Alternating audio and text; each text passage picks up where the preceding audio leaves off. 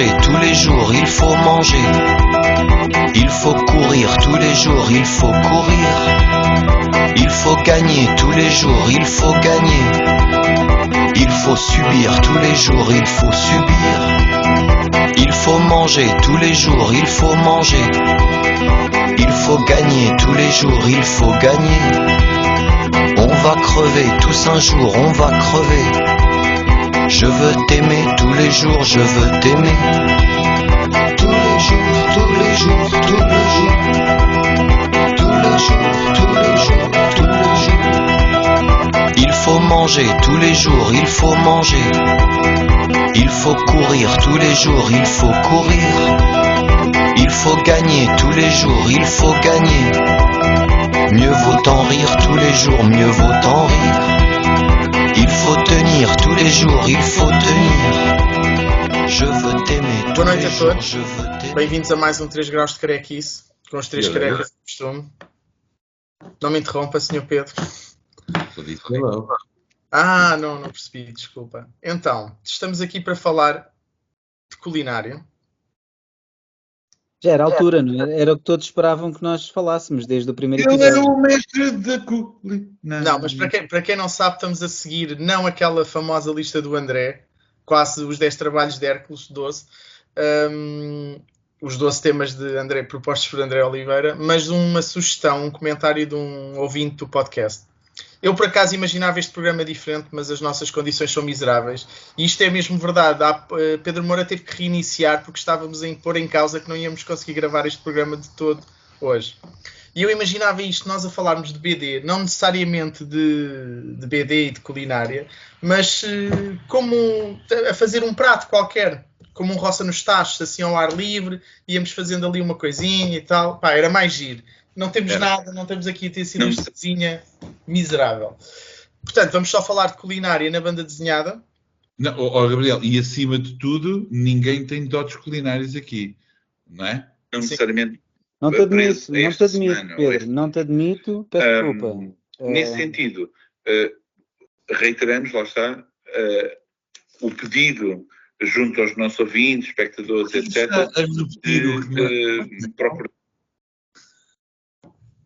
Foi estranho neste momento. O que é que foi isto? Que estranho. Não, eu explico. Há 2 peço Pedros desculpa. Mouras. Fui eu. Porquê? Porque eu acho que não basta dizer um ouvinte deu a ideia. É preciso dizer o nome da pessoa. E agradecer. Foi o ouvinte Rui Monteiro, ouvinte e visualizador porque comentou no YouTube. E eu fui ao vídeo ver, só que ao mesmo tempo que Pedro Moura estava a falar aqui, Pedro Moura também estava a falar no vídeo. E portanto houve uma sobreposição de Pedro Moura. E pronto, é isto. Mas para agradecer a Rui Monteiro... estranho, eu não estava a perceber. Eu sei, mas há uma explicação. E agradecer a Rui Monteiro a sugestão. Pronto, era só isto. Obrigado. Muito bem. Podem prosseguir. Então, eu calhou-me a parte da introdução e eu vou ser muito honesto, eu rapidamente a conversar com estes dois percebi que eles se lembraram logo de alguns livros que têm ligação à culinária em que iam falar e eu ia deixar a parte da banda desenhada mais para eles. Eu sei que muitos dos nossos ouvintes vêm mais pela banda desenhada, peço desculpa. Mais uma vez, Gabriel não prepara. Não, isso sem dúvida. Então, eu queria fazer uma introdução indo buscar ao que é que a culinária, a ligação que eu tenho mais com a culinária ser... Shakespeare e culinária. Here we go. Então, mas não há, de certeza que há muito a dizer sobre o tema. Não, claro que sim, só que eu em vez de ir para a banda desenhada, porque vou-vos deixar essa parte, porque vocês vão ter melhores exemplos e vão falar melhor, eu ia para o cinema, porque já disse aqui no programa, já confessei várias vezes, que em determinados temas sinto lacunas na banda desenhada, não tenho. Mas pronto, como eu sempre consumi muito cinema, muitas vezes é quase uma rede para mim, não é? Um apoio, uma muleta, de certa forma. Mas que eu também acho interessante. Isto, agora estou-me a lembrar por causa dos dotes culinários, que a minha filha uma vez na escola, nas profissões dos pais, como ela não sabe o que eu faço, disse que eu era chefe de cozinha, eu expliquei-lhe, não, só porque o pai cozinha não quer dizer que tem dotes culinários, que era aquilo que o Pedro estava a dizer. Mas pronto. Chefe de cozinha, muito bom. Não, é ótimo. Já houve outra, mas essa agora eu lembrei-me por causa do tema. E então, nós curiosamente no programa passado já falámos um bocadinho até de filmes ou séries relacionadas com culinária, mais recentes, porque eu acho que provavelmente devido aos reality shows relacionados com a cozinha, acho que o tema tem estado muito em alta, a questão de cozinhar, a cozinha gourmet, tem-se falado muito, e então tivemos aquele filme como o Menu, que já comentámos, e que é sobre também a alta cozinha, e a série Bear, mais interessante, acho eu, e que tem uma adrenalina enorme, no sentido os episódios são muito... Uma pessoa sofre de ansiedade a ver aqueles episódios, e é quase o sentimento que eu imagino às vezes nessas mega cozinhas a trabalhar para um chefe. Mas eu queria ir mais para trás, como é óbvio, e queria mesmo que fosse o meu filme, queria que fosse um exemplo da utilização de pratos, e não ser uma coisa como o Delicatessen, não é? Que podíamos brincar aqui agora com o que é que se anda a comer. E então lembrei-me de um filme que é A Festa de Babette. Eu não me lembro como é que conheci A Festa de Babette. Eu sei que foi a ler um livro, já não me lembro qual, em que alguém faz uma citação a esse filme, e a partir do filme eu descubro que é um livro da Karen Blixen, que até tenho aqui para mostrar. É um conto da Karen Blixen, que na altura assinava como homem, Isaac Dinesen. É interessante já agora, porque isto foi tudo uma cadeia de eventos. Quando eu vi o filme, depois encontrei este livro numa feirinha qualquer. Até é daqueles livros que vêm com escritos de outras pessoas, 99, é assim, muito engraçado. Mas eu queria destacar mais, o filme, porque foi realmente o que eu vi primeiro, e porque é interessante. Não estou a falar, como é óbvio, de escrever comida, também tem os seus talentos. No cinema é a questão da visualização, de ver os pratos, da construção dos pratos. E A Festa de Babette é um filme que se passa na Dinamarca, maioritariamente, nas montanhas, numa comunidade religiosa de um culto qualquer, não me lembro o nome, que recebem duas irmãs, que eram as filhas já do falecido chefe daquele culto. Não me lembro agora do termo correto, do sacerdote supremo daquele culto. São duas senhoras que vivem sozinhas, dedicadas à religião, naquela pequena comunidade, e que recebem uma refugiada francesa da Guerra Civil, que é enviada por alguém que em tempos visitou, porque o filme conta também o passado dessas duas irmãs, e depois a chegada desta pessoa que é a Babette, que não sabemos muito sobre ela, só sabemos que fugiu de França, por questões de vida, na verdade, e que aceitou ser empregada destas duas senhoras por caridade, portanto sem pagamento, só mesmo desistiu de França. E a dada altura, a Babette ganha o Euromilhões da altura, da lotaria, e é muito, muito dinheiro, muito, muito dinheiro. E então ela pede alguém, já não me lembro, que traz coisas àquele local através de um barco, pede uma data de produtos de culinária super requintados, caríssimos, e por isso é que é a Festa de Babette, até se calhar o festim de Babette poderia ser mais adequado, e ela prepara um manjar, e convidam-se mais pessoas da aldeia e até fora, e ela... Naquele dia, nunca naquele sítio, houve um manjar daqueles. Depois eu já não me lembro dos pratos, agora, como o Pedro tem razão, não preparei isto, mas não são codornizes, mas são passarinhos pequeninos, é isto, é aquilo, e eu lembro-me de manjar realmente. Combinamos de falar sobre BD culinária e tu lembras de um filme, depois é sinopse. E depois passa um quarto de hora a descrever o filme. Está bom. Eu estou a saltar só para a parte da culinária. Depois a punchline daquilo é... Quanto é que isto custou? E, basicamente, aqueles pratos todos que ela fez gourmet foram o valor que ela ganhou da lotaria todo. Portanto, aquilo era uma refeição. Ela depois sabemos que era chefe de cozinha. Aquilo era uma refeição milionária. Pronto, é só isso. Eu sei, não é muito. E bem. E acho que é uma boa maneira de gastar o dinheiro. Mas é um bom filme. Boa lição. Eu acho que é interessante do ponto de vista gastronómico, até pelos pratos que as pessoas não estavam habituadas, que vivem ali numa aldeia conhecia e dominava a cozinha. E a passagem dos pratos é interessante. Atenção que isto de trabalhar a cozinha e a culinária tem, como eu estava a dizer há bocado, não estava a brincar, tem a sua arte. Eu lembro-me de estar a ler A Guerra dos Tronos, e o George R.R. Martin também gostava muito de escrever as comidas, e eu achava aquilo uma seca do caraças. Também é preciso saber descrever e trabalhar a comida para o leitor, porque a ideia é tu sentires vontade de comer aquilo. É aquilo, ao despertar... Eu já sabia, este homem não se pode ter referências destas Quando eu falo de cinema, fala de filmes que toquem na comida de uma maneira interessante, tipo La Grand Bouffe, em que um gajo faz farinha com o rabo de uma tipa, por exemplo, ou o cozinheiro, o ladrão, a mulher dele e o não sei o que mais, em que se serve finalmente um prato gigantesco e o gajo é obrigado a comer, ela diz, como o pênis, I know what it tastes like. Boom! Isso Exatamente. É E mais. A festa está aberta. Uma dinamarquesa, olha, uma codorniz, molhos, deixa lá os molhos, pá. Exatamente. E há um filme do Steven Seagal em que uma gaja sai de dentro de um bolo. Não esquecer. O Steven Seagal faz de cozinheiro num filme Pois qualquer. como é que se chama? Força em Alerta? Ou como é que se chama isso? É Força em Alerta. Alerta de força em alerta, com força, acho eu. Também temos os Monty Pythons e o Sentido da Vida com aquele senhor a comer. E depois come a última coisinha. A bolachinha de menta, exatamente. Mas eu acho que o maior exemplo é mesmo o de Steven Seagal, porque, enfim, esse aí ele é mesmo um chefe, não é? Exato, certo. Muito bem, então banda desenhada nada, não é? Não, vou deixar para vocês que acho que é mais interessante. Desculpa, vou deixar para vocês. Confiando... Nem o Asterix o gajo é capaz de citar, estás a ver? Que acaba eu sei, o André vai falar do Asterix, não ia fazer isso, era Fatela, já tinha dito, meu. Olha, eu por acaso acho que são calúnias e são atuardas, isso que eu estou a vir desse lado, mas tudo bem. Vou deixar Pedro Moura falar, que é para não me enervar já e não ter dificuldade em abordar. Não, fala lá do livro da cozinha do Asterix. Já o mostrou e tudo. Exato.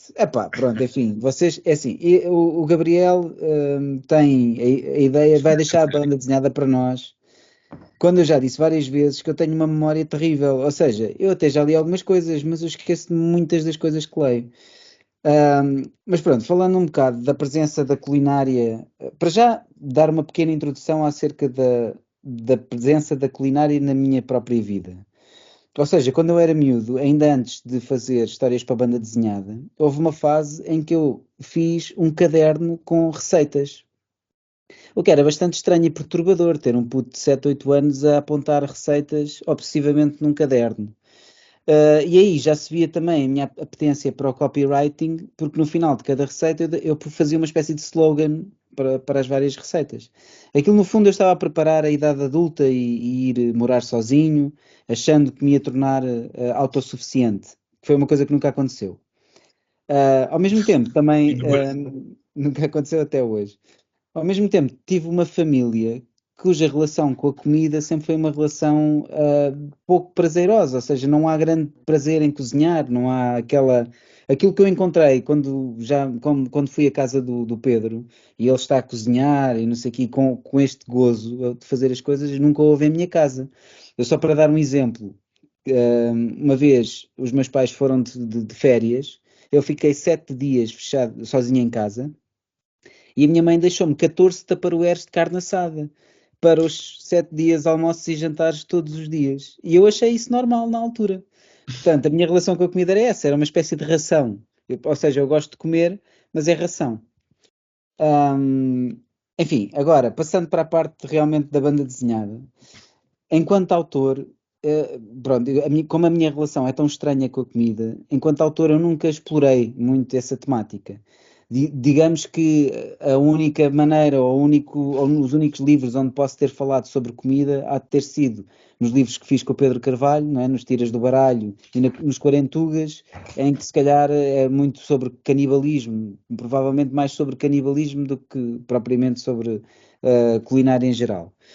Mas se calhar em exemplos mais antigos, como o Asterix, como o Popeye, que de certeza que também que iam ser falados, ou o Super Pateta, com os amendoins, mas neste caso do Asterix, a história da poção mágica, eu não sei se não tem um objetivo semelhante ao dos espinafres no Popeye, não é? A poção mágica não sei se não será a sopa, será que tem alguma coisa a ver com isso, e como isto como é a banda desenhada infantil, aquele ritual do caldeirão e da cena que parece sopa. Não sei. De qualquer maneira, este é um livro que quando eu era miúdo comprei e que tem ilustrações engraçadas, ou seja, são receitas ilustradas de vários tipos de pratos. cruza-se um bocado com personagens do dia-a-dia do Asterix e do Obelix. Curiosamente, estas não são. O livro podia estar melhor, ou seja, as receitas não são reconhecíveis daquele universo.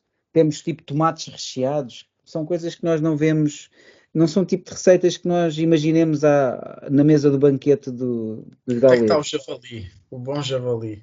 Pois, eu acho que nem sequer tem o javali, sabe? Fizeste alguma dessas receitas? Isso é que eu quero saber. Puseste em prática alguma dessas receitas? Nunca fiz.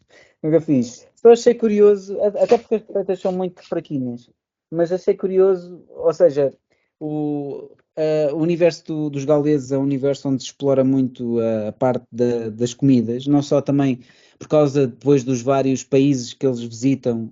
Às vezes, normalmente há sempre indicação dos pratos desses países. Eu lembro-me que nos Helvécios eles têm o fondue de queijo, e têm os queijos em geral, e depois também. Foi graças ao Asterix e Obelix que eu aprendi que as batatas fritas foram inventadas pelos belgas, não é? Exatamente, as batatas fritas nos belgas. Há muito aquela relação do peixe, que não é a melhor relação, mas está sempre batatada, e depois também dos javalis. Portanto, a relação é uma relação patusca, mas também é didática, de certa forma, porque aprende, lá está, como o Pedro também aprendeu qualquer coisa a ver com isso. E depois, a minha relação com a comida, ou o meu grande interesse da comida, na banda desenhada e nas histórias em geral, acaba por ser mais de curiosidade. Ou seja, como é que as comidas. Não é tanto do apetite, porque eu lembro-me que os meus pais comentavam quando liam os livros dos 7 ou dos 5, havia lá descrições muito vívidas de lanches que eles faziam, e lembro-me deles dizerem que ficavam a salivar com as descrições de Enid Blyton, sobre os lanches, com o pão com mel e a escorrer e a manteiga, etc. Isso por acaso nunca foi nada que me tenha acontecido muito, mas recordo este livro que falámos há pouco tempo, Na Prisão, é um livro editado pela Sendai, Kazuichi Hanawa, e boa parte deste livro fala dos menus servidos nas prisões japonesas, na grande variedade que é servida nas prisões, na maneira, às vezes, indicações de como é que os pratos são confeccionados. Portanto, eu acho que é das coisas mais fascinantes deste livro, é precisamente isso, porque, por acaso, ainda há pouco tempo estive a ler um livro também sugerido pelo Pedro, que são pequenos livros da Fundação Francisco Manuel dos Santos, e um deles é sobre prisões. Este último que li é sobre prisões. E também, é fascinante para mim, que nunca fui preso. Isto pode ser chocante para algumas pessoas que estão a ouvir isto, mas nunca estive detido. E saber como é que as coisas funcionam nas várias prisões portuguesas, e neste caso, saber o que é que se serve nas prisões japonesas é particularmente interessante. Depois lembrei-me deste livro também, que saiu aqui com uma coleção do Público há tempos, que é a coleção das novelas gráficas, que é Os Ignorantes, do Etienne Davoudeux. Neste caso tem a ver com também outra coisa da gastronomia. Eu não sei se o vinho está incluído, não é? Tipo, podemos falar também de vinho dentro de coisas que são degustáveis. E este livro, eu porque sou um leigo, gosto de beber vinho, mas não sou nada conhecedor. E o livro fala da relação entre um autor de banda desenhada e de um vinicultor e de troca de informações, ou seja, eles decidem educar-se um ao outro. Um começa a mostrar álbuns de banda desenhada incontornáveis e começa a introduzir o amigo na arte, na arte da BD, e em troca o outro vai explicando acerca do processo do vinho e tudo mais. Portanto, foi algo que eu também gostei muito. Não é um livro de banda desenhada muito interessante a nível técnico, o desenho não me puxa por aí além, mas o conteúdo achei muito interessante. Portanto, é sempre isto que eu sei que há muitos mangás sobre culinária. Eu lembro-me emprestaram-me um em que misturava comida com magia. E eu gostei muito de ler isso, pá, mas não me lembro como é que se chama, não me lembro de absolutamente nada. Sei que há muitas referências e até há uma série a decorrer sobre isso, mas não tenho presente, lá está, as coisas acabam por me passar da memória. queria também mostrar um livro que também foi Pedro Moura que me indicou, na altura na Tinta nos Nervos. Não é um livro de banda desenhada, mas é um livro muito interessante chamado Welcome, que é um inventário para uma criança que acaba de nascer, ou que vai nascer, do Guillaume Troillard. E porquê é que isto é interessante? Porque é uma espécie de inventário do mundo, uma espécie de, olha, o mundo é assim, para uma pessoa que acabou de nascer. E aqui está também a gastronomia presente, não só ao nível da fauna, mas também há aqui embalagens de cereais e tudo mais. E isto também é curioso desse ponto de vista. Lembro-me que eu comprei isto, cervejas, né, vários rótulos de cervejas, e eu achei isto muito boa ideia. E havia um amigo meu que ia ter filhos, que ia ter uma filha, e eu na altura comprei para lhe oferecer, até perceber que havia um plano com dildos neste livro. E eu aí achei que ele não ia conseguir encaixar isto da melhor maneira. E acabei por ficar com ele por mim. Escolha de palavras tão boa. O quê? Encaixar, não é? Mas acabei de ficar com ele para mim, mas pronto, isto dizer que realmente acho que esta parte didática da culinária fascina-me particularmente. Lembraste-me uma coisa, agora porque falaste dos mangás, não porque tenha lido mangás muito dedicados à culinária, mas pegando na questão de quanto um livro pode influenciar, e isto é uma ideia, eu posso estar redondamente enganado, mas hoje em dia, já há uns anos para cá, há uma moda em torno do ramen, e eu acho que veio do Naruto, dos livros do Naruto chegarem cá, ou da série do Naruto. E lembro-me de começar a ver em alguns festivais de banda desenhada pessoal a comer aquele ramen seco, né, que adicionam água a ferver, que sempre me pareceu uma porcaria. Mas hoje em dia há montes de restaurantes de ramen, muitos que utilizam as ilustrações do Naruto, precisamente por causa dessa ligação. Eu não sei mesmo até que ponto essa moda não veio muito daí, das pessoas começarem a ter curiosidade e a puxar esse prato. O ramen não existia. O ramen foi inventado pelo Naruto. Estás a falar sério, estás a gozar, não? Fogo. Olha, mas também já ia tendo aqui um infarto, meu. Já ia tendo aqui um infarto. Aquele símbolo que o gajo tem do Uzumaki é precisamente uma coisa que serve com algum desse tipo de ramen. Sim. É uma pasta de peixe, depois enrolada com duas cores e faz isso. Portanto, sim, mas não te lembras do Dragon Ball também comia, isso é um tropo deste tipo de shonen mangá, que é o herói a comer imenso, tem que comer muito. Sim. Mas aqui havia mesmo um prato com um nome que eu acho que suscitou muita curiosidade. E o prato é ótimo, eu gosto bastante. Mas pronto, a questão de também ter vindo... Não é bom. Essas coisas instantâneas... Mesmo eu não estou a falar disso. Eu não estou a falar das instantâneas. Eu não estou a falar das instantâneas. Mas da mesma maneira que, por exemplo, na altura do boom das tartarugas ninja, se calhar muitas crianças começaram a pedir muito mais pizza do que pediam, não é? Tipo, já havia, não é? Tipo, já era uma coisa presente. O ramen tu viste, eu pelo menos vi não haver nada e de repente começaram aos bocadinhos, até com aqueles pacotes que eu disse, que para mim não tinham aspecto nenhum apetecível. Mas depois começaste a ter restaurantes, e hoje em dia tens vários restaurantes.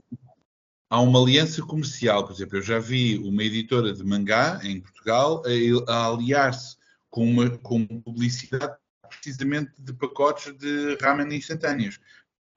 Já há uma aliança claríssima disso, não é? É a cultura japonesa, etc. Claro. Eu gostava de começar a dizer que eu tenho uma relação com a culinária, com a comida bastante íntima, porque eu comecei a comer desde criança, mal nasci, e é uma coisa que, eu até diria que quase todos os dias, eu duvido muito que tenha saltado algum dia sem ter tido alguma refeição ou uma coisa qualquer. Portanto, acho que posso dizer que tenho alguma experiência com a comida. Agora, aliás, como se nota, infelizmente, mas... Olha, já foi. Ficámos sem o Pedro. Exatamente. Tinha que ser quando ele ia falar, estava a correr tão bem. Curiosamente. Mas olha, deixa-me só dizer-te uma coisa. Enquanto ele não volta, sabes, já que estavas a falar de exemplos no cinema, há uma curta da Disney, penso que é da Disney. É? Cortou, não foi? Sim. Foi. Mas agora voltou a gravar. Se calhar teve sempre a gravar para ele. Talvez, depois vai. Bem, então diz e depois eu digo aquilo que queria dizer. Também tenho uma coisa para dizer, mas diz. Ok, não, estava a dizer que, como era para falarmos de banda desenhada e não sobre cinema e fugir com o rabo à sedinha, que é o que eu estava a dizer, obviamente que aqui podemos ir em muitas direções. Óbvio, primeiro, as referências de todas as personagens que conhecemos que estão associadas a um alimento qualquer em particular, o André já disse algumas coisas, ou, por exemplo, como disseste bem, há uma cultura, quer dizer, agora há uma cultura de tudo com a televisão, portanto, é óbvio, o que não falta neste momento são livros sobre, que misturam, por exemplo, exposições históricas de como é que apareceu uma refeição ou como é que se faz uma determinada coisa. Há livros sobre chocolate, há livros sobre vinhos, há livros sobre pão, etc. Quase livros enciclopédicos de banda desenhada. Eu, por exemplo, lembro que escrevi, até fui ver um livro que falei já em 2010, que é o The Art of Pho, sabem, a massa vietnamita, que não era nada de extraordinário, mas na altura era um livro relativamente inédito, porque não havia assim tantos livros que falassem de uma personagem ficcional, neste caso uma pessoa que visita o Vietnã, perdão, e depois acaba por criar, através da comida, uma relação com isso.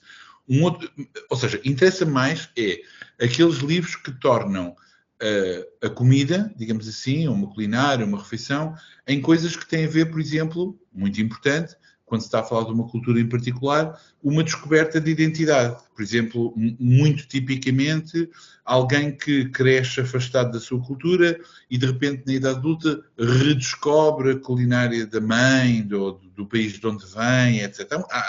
Há uma catrafada de livros assim. Eu só vou dizer um que achei piada na altura que li, que é coreano, que é um livro que se chama Uma's Table, de Yeon Sik Hong, e que é precisamente uma história à volta de uma família e à volta das refeições que tinham em conjunto. Claro que nós podemos ir aqui para uma data de brincadeiras, livros sobre restaurantes, por exemplo, vocês devem conhecer o Get Jiro, que foi traduzido em português, correto? Ou, por exemplo, em português também está traduzida o Chu, aquele agente que come e quando põe as coisas na boca tem acesso a como é que a pessoa morreu, etc. Portanto, há uma data de brincadeiras dessas. Da Jeff Lloyd, sim. Pronto, há o Gourmet Solitário, mesmo em Portugal já temos alguns livros traduzidos com essas abordagens. Agora, mesmo dedicada digamos, à culinária, de uma forma mais articulada, eu chamaria a atenção para uma mangá, que é uma daquelas mangás, uma das maiores do mundo, com mais de 100 volumes. Eu não li tudo, nem pensar que nem é a tradução. Li apenas 2 ou 3 volumes em francês, que é uma BD que se chama Oishinbo, que eu acho que em inglês é The Menu, e em francês é à la carte. E que é uma história muito engraçada, se eu me lembro bem, e repito, não tendo lido tudo, é um bocado difícil de saber se estou a dizer a verdade, mas é um jornalista japonês que se decide a criar o menu perfeito da comida japonesa. E, portanto, ele viaja pelo Japão todo à procura dos melhores pratos, com os melhores ingredientes, etc. Tem uma parte telenovelesca, a relação dele com todas as personagens, a família, etc. Tem uma parte sobre o trabalho, a escrever os artigos, a voltar à redação, mas depois é dedicado em partes quase de instrução sobre a preparação da culinária. Ora, eu não sendo um chefe nem um especialista, mas acredito, obviamente, que os melhores ingredientes fazem melhores pratos, mas este livro entra em opções completamente loucas, vocês não estão a ver, que é o gajo escolhe um tipo de arroz, separa os grãos à mão e vai buscar uma água de uma nascente numa montanha, ou seja, não é qualquer água, tem que ser aquela água. E, por exemplo, eu até falo logo de uma coisa que me surpreendeu, que é a solha. Vocês sabem que a solha, quando nasce, pequenina, é um peixe com um formato normal, digamos assim, tem um olho de cada lado da cabeça. E à medida que se torna madura, roda o corpo no eixo e um dos olhos migra para o outro lado do corpo, ok? E existem solhas, eu não sabia isto, existem solhas que viram para a direita e outras viram para a esquerda. E há uma discussão neste livro que é o gajo a provar e dizer assim: você disse que isto é solha do olho esquerdo. Olha que não, é do direito. Ou seja, o gajo, através do gosto, sabia. E eu disse: não me lixe, isto é mentira, isto é impossível. Mas pronto, havia este tipo de detalhes completamente dementes. E aliás, falaste de filmes, conhece aquele filme, o documentário Jiro Dreams of Sushi? Sim, muito fixe. Muito fixe. Pronto, que também é obcecado, a opção que é nós pensamos, eu faço sushi em casa. E tens um chefe de culinária que é, então o que é que tu fazes? Trabalho aqui há 30 anos. Que bom, o arroz é muito bom. Pois, não sei, nunca toquei no arroz. Ou seja, em 30 anos. Portanto, existem esses graus. Mas há um fascínio particular da banda desenhada oriental, não é? Pela cozinha. Pelo menos eu sabia, tinha essa noção, e já disseste vários exemplos. Sabia que havia muitos e muitos exemplos. Se calhar porque há muitos exemplos de tudo. Se calhar é porque se come melhor nas prisões, baseando-nos na prisão, aquilo ele próprio, não é? Não, mas mesmo não se esqueçam que é uma prisão, também não é para crimes perigosos, etc. Sim, é verdade.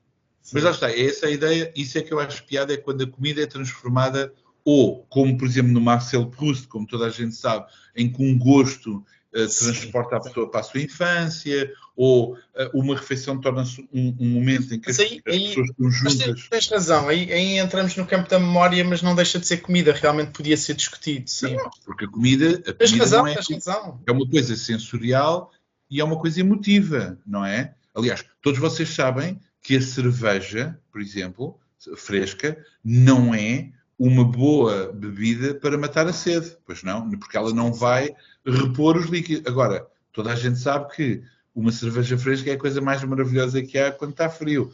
Ou seja, nós sabemos que às vezes, por exemplo, a batata frita faz muito mal, mas é uma invenção espetacular. A batata frita de pacote, tem que ser de pacote. E tem que ser dobrada. Aquelas batatas todas direitinhas, não. Eu quero uma toda torta sobre si mesma, que é para ouvir tudo, a crocância, o som, etc.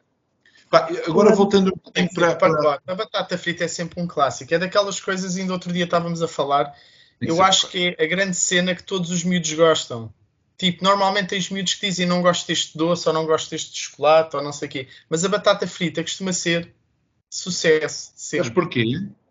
Eu posso estar enganado e estar a citar mal o artigo, mas eu li um artigo em que tinham estudado que aquela cena de língua ter várias zonas que são mais estimuladas por determinado tipo de gostos, a gordura estimula tudo quase ao mesmo tempo.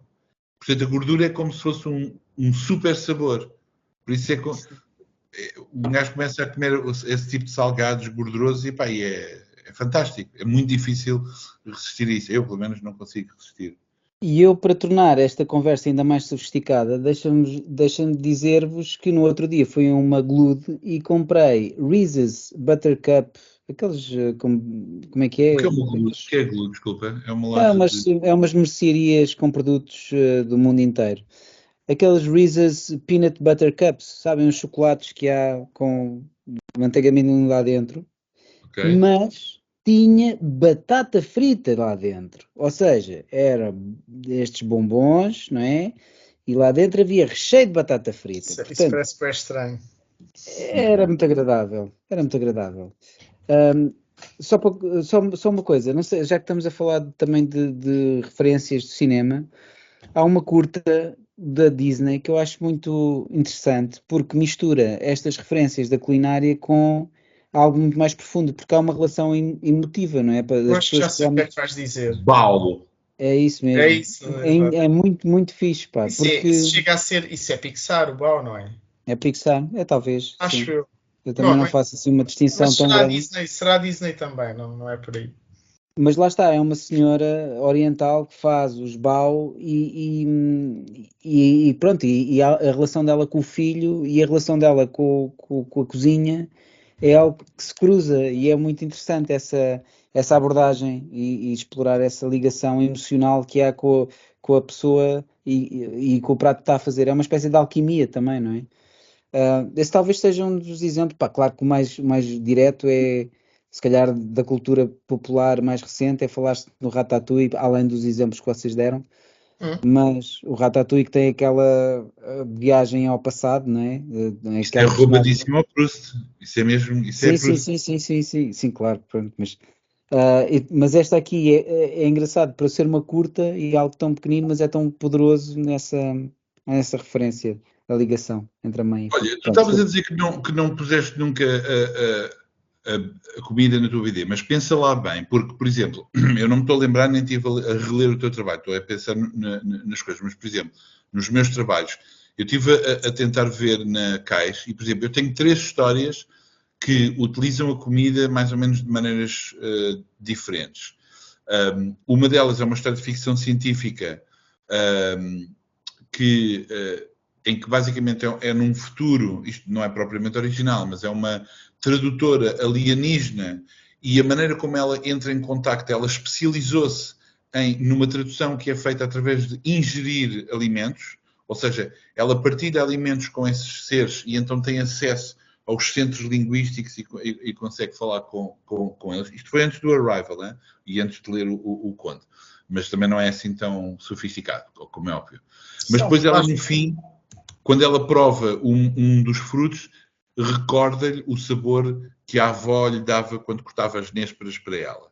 Tem uma outra história cómica parva, que é um concurso também de extraterrestre a comer malaguetas, a ver a malagueta mais picante que existe no mundo. E finalmente tem outra história que foi desenhada pelo Yara Kono, que chama-se o Cozido à Portuguesa, que é baseado num exercício que eu escrevi quando dava aulas de português, que é a história da língua portuguesa através do cozido à portuguesa. Porque o cozido à portuguesa, todos os ingredientes, as palavras em si, vêm de línguas diferentes. Arroz é árabe, alheiro foi feito pelos judeus, carne vem do latim, batata é uma palavra taíno, de um dos povos nativos da América do Sul.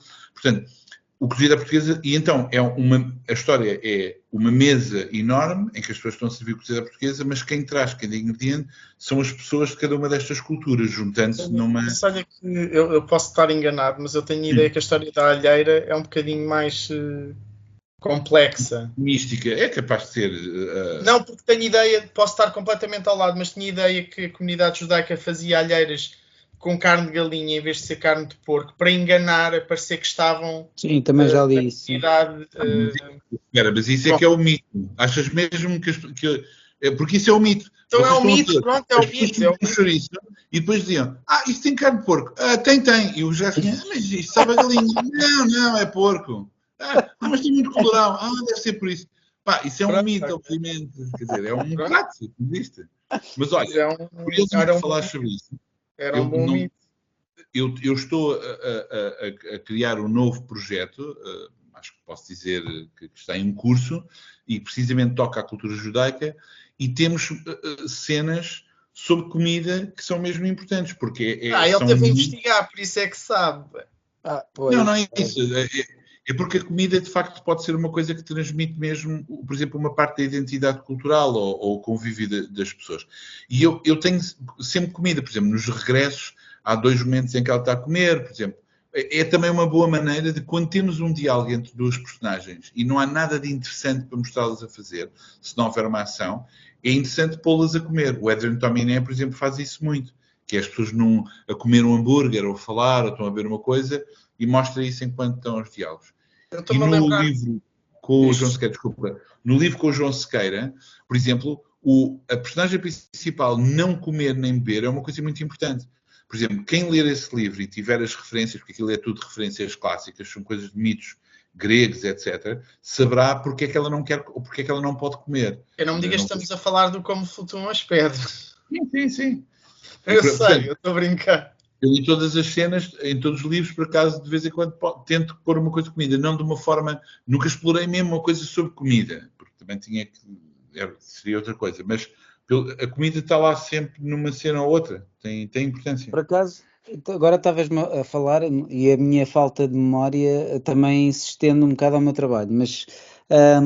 estava-me a lembrar que havia uma curta para aquela compilação, para aquela antologia de terror dos sobressaltos, foi uma curta que fiz com o Drummond e que também é uma refeição, não é? Que está uma criança à mesa e está o pai a dar-lhe de comer à força e no final descobrimos a mãe deitada de bruços sobre a mesa com as costas abertas e o pai está a forçar ao miúdo a carne da mãe. Isso vem daquele clássico do... Tanto canibalismo também. Tu sim. não gostas da avó, cala-te e come só as batatas, não é? Sim. Houve outra curta também que fiz, que acaba por ser uma prequela do Lugar Maldito, que fiz com o Pepe Del Rey, que também é uma refeição, a família à mesa, e que de repente o pai passa-se e que mata toda a gente. Portanto, também bonito. Mas houve uma coisa que, lá está, que eu fiz no Vil.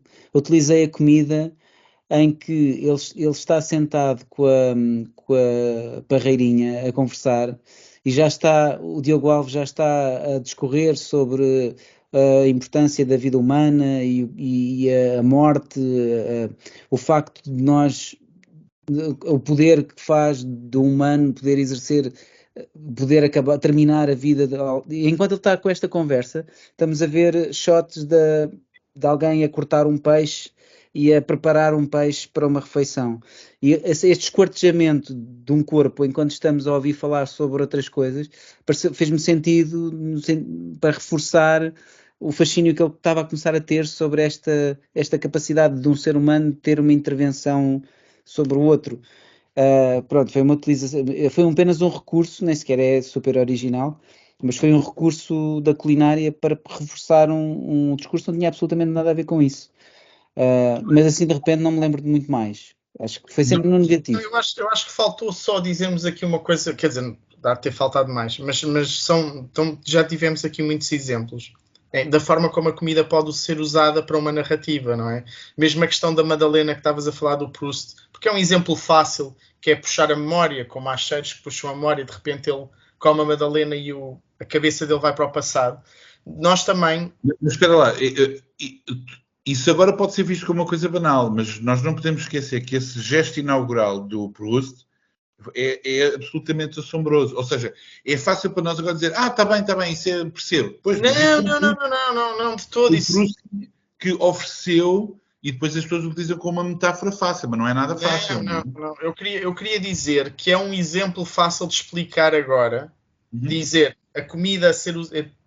Em vez de estar a ir a vários dos exemplos que falámos aqui, é um exemplo fácil de a comida aqui como catalisador de memória. O momento foi icónico, é considerado um momento proustiano, aquilo foi... É super conhecido hoje por pessoas que não leram o Em Busca do Tempo Perdido, por causa desse impacto que teve. O que eu quero dizer é associar a comida a diferentes causas, a diferentes objetivos, a ser usada numa narrativa para explorar diferentes coisas. E este era um exemplo fácil de explicar para o que eu ia dizer a seguir. Que eu queria ir para a parte mais da sensualidade, /sexualidade até. Que também 9 existe. 9h30. Vamos embora. E eu agora ia outra vez puxar o cinema para aquele clássico super sensual que é o Aços pelos Ares, que é os ovinhos estrelados. Elas estrelaram ovos na barriga da outra. Em cima da barriguinha. Qual Mickey Rourke, qual Kim Basinger? Exatamente. Qual Mickey Rourke? Sim, porque essa cena, para quem não sabe, é inspirada no... Como é que se chama o filme? No... 9 semanas e meia. Não, 9 semanas e meia. 9 semanas e meia, desculpa. Falhou. Eu tinha acabado de dizer. Não ouvi. Também podíamos ir para um mais moderno, que é o... Mas é muito mais sensual colocar uma azeitona no umbigo e... Sim. Exato. Mas vocês lembraram-se bem dessa cena. Também há o sabor da melancia, mais recente. E o Call Me By Your Name com lá o pêssego, ou lá o que é, não é? Bom, não vamos entrar por aí, não é? Olha, mas espera lá. Uma coisa é, pronto, nós como não temos aqui ajudas visuais, uma coisa que se podia pensar é como é que a banda desenhada mostra essa comida, ou seja, é detalhado, não é detalhado? Por exemplo, aquela série que eu falei do Oishinbo utiliza muito aquilo que são quase vinhetas explicativas, ou seja, há mesmo esquemas e mostra mesmo como é que se corta, por exemplo, usa a faca assim, não faças assim, etc, etc. Portanto, é mesmo detalhado ou tal como todos estes livros agora de mistura, há um, por exemplo, que é o Korean Cooking, qualquer coisa, que são mesmo livros podem ter uma história, mas ao mesmo tempo têm uma receita, entendes?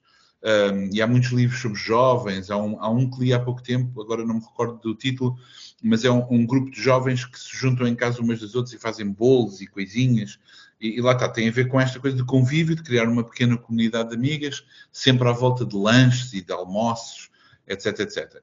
Portanto, visualmente também é muito interessante fazer isso. Mas agora queria fazer-vos uma pergunta, que é, eu tenho a certeza que vocês têm memórias de criança. Por exemplo, eu lembro que fiz um texto sobre uma coisa muito pequenina, numa revista em que eu falo sobre o Bone. Lembra-se do Bone, não é? Do Smith. Qual é o primeiro nome? Jeff Smith, não? Jeff Smith. E eu dizia que aquilo recordava-me as tardes que eu passava a ler livros do Patinhas, em que tinha um copo de leite e bolachas, porque aquilo pede por isso. Pede mesmo para um gajo estar deitado na alcatifa com bolachas e leite. Portanto, às vezes há coisas que pedem um determinado tipo de refeição. Quer dizer, a maior parte dos livros não se deve estar a comer para não sujar. Mas eu perguntava-vos se se lembram de alguma coisa destas, de um ritual que tivessem, ou também livros que vos tenham dado, livros BD, que vos tenham dado de comer ou fazer a receita que estão a ver, ou uma coisa qualquer assim desse tipo. Eu não sei porquê, mas os livros do Petsy, esses clássicos livros do Petsy, sim, as panquecas, remetem-me para, pois, as panquecas e também as sandes de marmelada e queijo que a minha avó fazia, que eu um dia atingi a saudável marca de 8 seguidas, porque a criança tinha fome. Mas eu lembro-me que fazia isso muito, tipo, às vezes estava a ler e ia mamando sandes de marmelada e queijo, mas as panquecas de facto também são incríveis. Eu lembro das panquecas do Petsy e nunca tinha visto panquecas, porque a minha mãe não fazia panquecas, eu não sabia o que era panquecas. Por causa engraçado, a minha avó também passou por uma fase, pronto, lá está, outra classe, outro tempo, outra história, outra classe social, passou fome e fazia-me o pão mais horrível do mundo, carcaça, manteiga e depois um pacote de açúcar despejado por cima. Coisa horrorosa, meu. Mas eu lembro que adorava quando era puto. Eu gostava da carcaça, pá. Para ler os livros. Não, mas é que eu lembro de alguns, eu vejo alguns livros, inclusive de BD, claro que isto acontece também com literatura, cinema, etc., que é estar a ver uma coisa de repente, ou dar fome, por exemplo, uma coisa relativamente banal, mas, por exemplo, tentar fazer uma coisa. Por exemplo, no Oishinbo, vi uma ou duas coisas que me apetecia, quero provar isso. Há pratos, por exemplo, que eu adoro, japoneses que não são fáceis, ou que não há cá, entre parênteses. Isto é mesmo aquelas frases para dar a sensação de eu conheço pratos porque viajei imenso. Mas é o okonomiyaki. Portanto, se houver algum... Essas cenas para dar a sensação de uma coisa que é verdade realmente são terríveis. Não. Eu peço a qualquer pessoa que ouça aqui, se conhecer algum restaurante que sirva okonomiyaki, convide-me, por favor. Mas pronto, dar vontade de cozinhar qualquer coisa. Eu fui um daqueles exemplos banais que o André já citou, que eu provei pizza por causa das tartarugas ninja. Tipo, descobri um sítio ao pé de casa que tinha. E nunca tinha comido pizza antes de ver as tartarugas? Nunca tinha comido pizza antes de ver as tartarugas ninja, não. Isto não era com... Vocês pensam o quê? Isto não era como agora, que há uma pizza em todo lado, não? Não, é verdade. Eu por acaso estou a tentar lembrar qual terá sido a primeira vez. Mas foi uma desilusão enorme, porque quem encomendou foi o meu primo e aquilo vinha carregado de cebola, que eu não sou fã. E aquilo foi uma desilusão. E eu pensei, não vou gostar da comida das tartarugas ninja, que tristeza. E durou só essa pizza. Eu não sei se podemos dizer marcas de coisas e depois falar mal delas. Mas eu lembro, eu tinha uma amiga que trabalhava na Pizza Hut, mas eu nunca gostei da Pizza Hut. Ainda existe a Pizza Hut? Sim, olha, podemos dizer adeus a um eventual patrocínio. Exato. Eu gosto da Pizza Hut. Eu gosto da Pizza Hut. Eu não me importo com a massa fofa. Tu é que estás a fazer publicidade há 2 corvos. Eu já disse, 3 carecas, 2 corvos. Sim, há um careca que fica a arder, mas na verdade, Domino's Pizza agradável, gostamos os 3, acho eu. Vamos tentar ver se eles mandam qualquer tipo de... Olha, mas uma coisa, eu uma vez pedi muito à minha mãe para comprar goiabas por causa do Chico Bento, quando era miúdo. Sim, ok. E a minha mãe, claramente, as goiabas antigamente, os putos de hoje não sabem que nós, quando éramos putos, havia pero e pera e mais nada. Tipo, as frutas, não havia a quantidade de fruta cá agora, tipo o ano todo. E a goiaba que devia haver naquele supermercado devia ser uma goiaba que já deve ter estado num barco, deve ter sido metida ainda em semente no barco e chegou... muito, muito verde, aquilo, e a minha mãe, claro que nunca tinha visto aquilo, cortou aquilo às rodelas e deu-me. Foi uma experiência horrível, nunca percebi porque é que Chico Bento apanhava tiros de sal no bumbum por causa daquela porcaria. Mas cheguei ao ponto de pedir porque eu tinha mesmo desejo de comer aquilo, porque o Chico Bento adorava e corria risco de vida e aquilo para ele era uma porcaria. Para a minha geração isso faz parte de uma lenga-lenga maravilhosa e hipnótica, que era marmelada de goiabada de banana, pá. E então era a goiabada. Eu não fazia a mínima ideia o que é que seria a goiabada, mas havia uma série de comidas, pá, agora de repente não, mas havia umas comidas que tinham um certo misticismo que eu não tinha comido, que eu nunca tinha comido, mas que estavam nas histórias que um gajo ia lendo. E se calhar as panquecas também, porque aquilo não eram panquecas quaisquer, eram panquecas grossas. Pá, e ainda hoje é raro eu comer dessas panquecas. E, não, olha, por exemplo, eu cresci a ler BD americana e falam, como é que se chama aquilo? Maple syrup. Maple syrup. E quando finalmente eu pude provar, disse, ainda bem que demorei este tempo todo, porque isto é horroroso. Não foi uma desilusão, é que eu tive essa sensação, porque... Epá. Não é essa a questão, não estás habituado e então parece-te estranho, como é óbvio. Mas é que assim, começámos a fazer as panquecas, não é? Não tínhamos maple syrup, o que é que eu ponho que gosto muito? Mel. Pá, e quando arranjei maple syrup e comprei um frasco enorme, pá, aquilo usou-se pouquíssimas vezes, porque eu provei e disse, o que é isto? Pois. Pá, gosto muito mais de mel, mas é como tu disseste, claro, não... Eu estava à espera de outra coisa. É como o alcaçuz, por exemplo, que eu meto fico logo todo eriçado com aquilo. Mas lá está, é uma questão de gosto. Também há pessoas de outros países que, por exemplo, pensem nisto, há pessoas que têm um gosto que não é tão habituado ao açúcar e de repente quando um gajo chega e olha para as sobremesas portuguesas ficam horrorizados, que é gema de ovo, açúcar, farinha, são tudo bombas calóricas para matar. O próprio javali tinha muita cena de que queria comer um javali, aquela perna. Pá, e cheguei uma vez ou outra a um restaurante, havia javali, pá, claramente era um porco com um bocadinho mais de pelo nas costas, né? Tipo, o javali que um gajo tinha acesso era porco, era tipo um porco um bocado mais sem maneiras, não é? Eu já provei feito em França, mas já reparaste que fala-se muito da culinária francesa, mas a culinária popular francesa, popular, não estou a falar da nouvelle cuisine, quer dizer, carne bourguignon, lá está, é porque tens carne de porco, mas tem que estar a marinar em 5 litros de vinho durante 2 ou 3 dias, porque senão não dá, não é? Não funciona. Não é como porco preto, que chegas ali uma fatia, zumba, já está. Passas pela Mas é interessante essa construção de desejos, pá, que é impossível de satisfazer na realidade, porque aquela frescura e aquela satisfação daquelas goiabas, pá, nunca na vida. Aquilo para mim era uma coisa inatingível. É difícil alcançares essa ilusão que querias, não é? Essa dimensão que querias das coisas. Exatamente, sim. Mas é interessante isso, que é uma coisa que se vai construindo. Acho que não foi muito sobre BD, começámos, daqui a pouco estamos a falar das vezes que... Mas o tema era culinária, Porque na BD, ou não? Na BD, tu ouviste o resto da palavra, na BD. Exato, falta o fim. Não, mas acho que, como um todo, acho que mais uma vez resolvemos 100% do tema.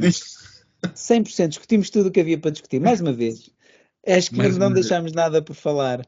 Bom, mais uma vez agradecemos ao Rui pela sugestão, foi fixe, mas agora vamos voltar aos nossos temas. Nós, quando tivermos câmaras de jeito e o Tia Silos, fazemos uma coisa ao ar livre a cozinhar, eu acho que sim. Quando a Pizza provavelmente não, mas quando a Domino's nos patrocinar... Sim, vamos fazer todos uma pizza. Eu posso fazer o meu prato de assinatura, que é carcaça com queijo. Mas tu, olha, não sejas modesto, tu és um bom cozinheiro. Não é o meu caso, não é o meu caso. Rasco e cozinha à parente, à pai, mais nada. Não. Muito bem. Não, ele está a ser modesto. Está a ser modesto. É raro, mas agora está a ser mesmo. É verdade. Não sabem. Bem, bora lá falar dos tipos que temos. Bora lá, vou começar. Então eu falo rapidamente, só para dizer, eu na verdade tenho lido devagar, mas comprei este River's Edge da Kyoko Okazaki, que é a autora do... Vocês falaram na semana passada. Helter Skelter. É a mesma autora do Helter Skelter. Este é um livro antigo, é dos anos 90, mas finalmente tornou-se disponível em numa língua ocidental, em inglês, e consegui ler. Eu acho que não há... Tenho que ir buscar o carregador. Podes falar a seguir, André, desculpem. E este foi uma sugestão do Mário Freitas, na Kingpin, que adquiri imediatamente, que é um livro, uma versão dos trunfos deste autor Tebo, e de facto é uma versão bastante divertida, interessante, recorda de facto as dinâmicas de uma BD infantil, mas bem feita, divertida, etc. Coisa que às vezes nem sempre acontece da melhor maneira. Fixe. Mas nada, não chatear muito.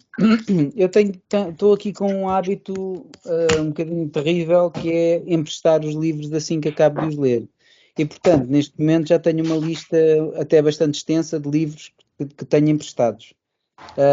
Pronto, há uns que nem vou mostrar. Li finalmente o The End of Madoka Máquina, do André Pereira. Tenho andado entretido também com os tais livros da Fundação Ricardo Francisco Manuel dos Santos.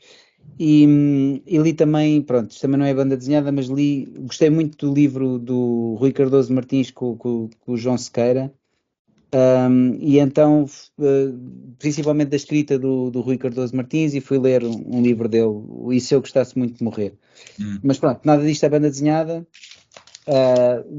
Faço só aqui um bocadinho de publicidade ao livro No Amigo, o segundo livro da coleção Mario Brits Comics, da Kingpin, foi lançado este sábado, escrito pelo Mário e desenhado pelo Derradé, com a presença de outras personagens que nós conhecemos, como o caso do Álvaro e também do Rui Brito. E portanto é uma coleção que continua e ainda bem, e vai ter um terceiro número também em breve. E pronto, e também estive presente no lançamento, estava lá, deu para rever amigos e para continuar esta coleção. É uma coleção em nome próprio, que acho que é sempre interessante, com temas diferentes, e felizmente não cometendo o erro que eu cometi. São números autoconclusivos, ninguém se meteu aqui em coleções de 6, 7 números, que é disparate, como todos sabem. Olha, só um shout-out para o facto que já saiu o primeiro número, mas ainda não chegou às livrarias portuguesas, o primeiro número da nova série do Ramo V, desenhada pelo Filipe Andrade, que parece promissor. E também tem a ver com comida, ou não? Como é que se chama mesmo? Tem. Espera aí. Quem ouve este programa sabe melhor que nós, não vale a pena estarmos agora. Okay. Deve ser bom, de certeza absoluta. E mete Shop, também tem a ver com o nosso tema, portanto vale a pena. Gabriel. Eu tentei ser primeiro, mas depois falhou a bateria, porque já sabia que o André ia fazer isto. Também é o mesmo livro, também tenho aqui a quem quer aquilo. A diferença é que eu já o li, Sr. Gabriel. Sim, eu só trouxe hoje. Eu não consegui ir ao lançamento, com pena, tinha intenções, mas há uma nova vaga que já começou, que é a vaga dos aniversários das crianças, e depois acabei por não conseguir. Tenho também mais... Gabriel, tens de deixar de aparecer em aniversários de crianças. É perturbador e acho que já foste sinalizado e já foste avisado vezes suficientes. Continua. Peço desculpa. Mas quem é a sua filha? Não, eu só vim aqui ver. Eu só estou a ver. Não, mas é que o Gabriel, a verdade é que há aqui qualquer coisa estranha, porque assim, eu também tenho filhos e também levo às festas, mas eu levo, deixo e vou-me embora. O gajo fica. Pois, não. E quer sempre tentar também rebentar a pinhata e tudo, e faz birra se não deixam. É sempre a mesma coisa, no fim. Também trouxe o The Naked Tree, mais um livro da Kyung-Suk Gendry Kim, aqui para a coleção. E por último, já está disponível, e isto é uma publicação... Desculpem, não sei se é ser, mas acho que já está anunciado, vai ser em português. Tu falas disso, mas nunca dizes qual é o livro. Esse é um dos que vai sair em português. Não sabia. Como tu nunca disseste qual é que era, não fazia ideia. E por último, queria só falar de uma publicação que já se encontra disponível em várias livrarias, é gratuita. Vou ler aqui no e-mail, está na linha de sombra, Kingpin, Tigre de Papel, ZDB, Tinta dos Nervos, Snob e mais sítios em breve, que é a Carne para Canhão. Olha. Ele foi buscar. Eu não tenho isso. Isso é gratuito. É da Chile. Isto saiu agora. É da Chile com Carlos. Eu recebi o e-mail hoje. Tem participações de Alexandra Saldanha, Amanda Baeza, André Lemos, Ângela Cardinhos, Francisco Sousa Lobo, João Carola, Luís Barreto, Nunski, Rodolfo Mariano e Rui Moura, e textos do Marcos Farrajota e do Nuno de Sousa, que do site Bandas Desenhadas. Ok. Epá, Fica não a estava sugestão. a É uma publicação Não é anual. do site de Bandas Desenhadas, Sr. Gabriel. O Nuno de Sousa é autor do Porto. O de Bandas Desenhadas é Nuno Pereira de Sousa, certo? Então, mas eu vi o Nuno Pereira de Sousa aqui a escrever. Nuno Pereira de o Sousa. Nuno Pereira de Sousa? Sim. Ou é o Nuno de Sousa? Se calhar há os dois, mas aqui no livro é Nuno Pereira de Sousa.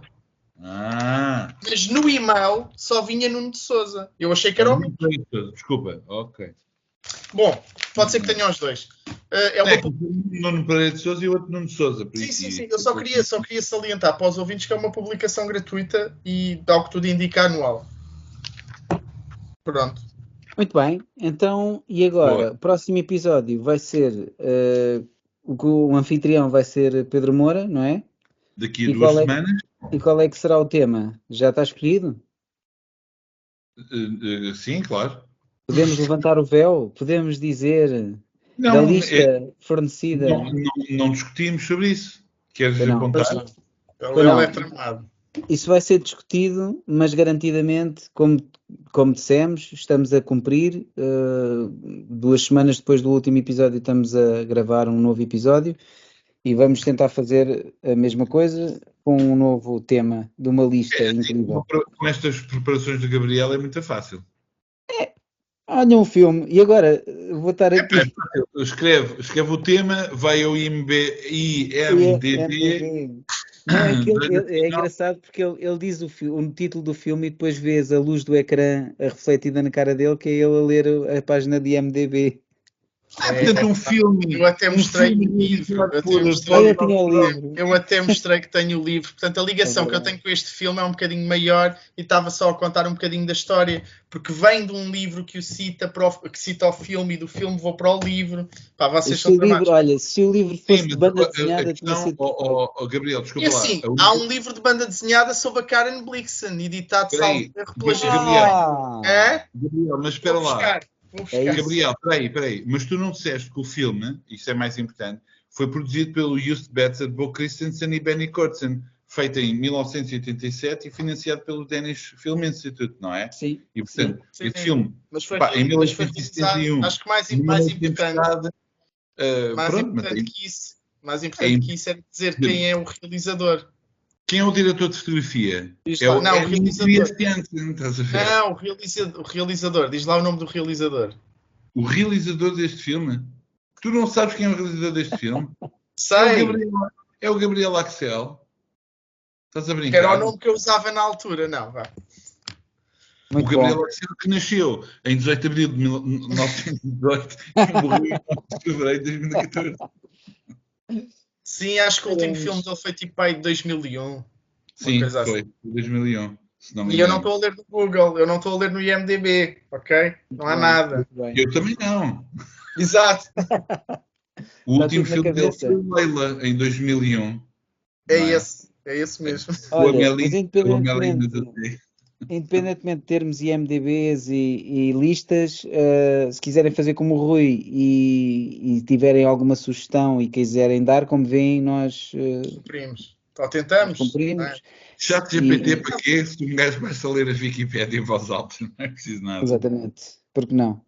Bom, vá, pessoal. Estamos. Tá. Olha, muito obrigado, pessoal. Até à próxima. Qualquer coisinha, se isto não correu. Mieux vaut en rire tous les jours, mieux vaut en rire. Il faut tenir tous les jours, il faut tenir. Je veux t'aimer tous les jours, je veux t'aimer. Je veux t'aimer tous les jours, je veux t'aimer. Je veux t'aimer tous les jours, je veux t'aimer.